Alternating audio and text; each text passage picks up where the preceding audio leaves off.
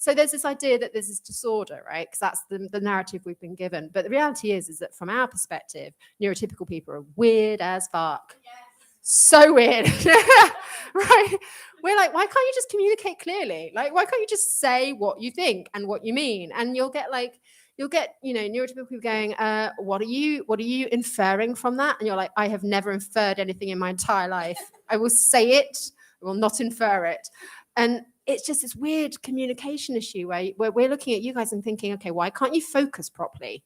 Why can't you communicate clearly? Why are you all so shallow in your interests? Like, why don't you know everything about anything that's ever interested you for more than 5 seconds?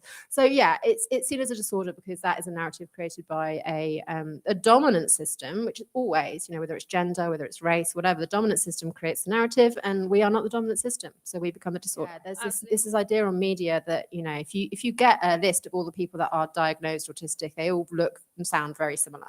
And the reality is that we're not similar. We're all very different. It's going to be represented in different ways, and you're in the media, you get one type, and that can be really distracting because I'd look at people like Sheldon Cooper and be like, I can't do physics. I'm so not autistic as well. And it's been really joyful to be part of bringing a genuine voice in a female voice to the mainstream audience, like in a really mainstream worldwide way that is slightly different to what we've been getting otherwise. My sister, when she read it, was like, okay, I feel a bit weird because it does feel like it's reading your diary. She's like, Cassie is so much like you that shouldn't be reading this. Yeah. She was like, Cassie's so much like you that it makes me uncomfortable. But she was like, I don't think I've ever known you, really. She's like, I don't think I've ever in 40 years known who you really are. She said, and she's like, I just never understood it. She said, ever since we were children, you'd walk into a restaurant and you would be like, sitting down at chairs. Nope, no, don't like this one. Go to the next one. Nope. Like my nickname was Goldilocks for a long time. Like now I read it, I'm like, oh my God, okay, it makes sense that she's doing that now. And she's not mad. It just like sensory elements and all that. She needs to try and control the environment.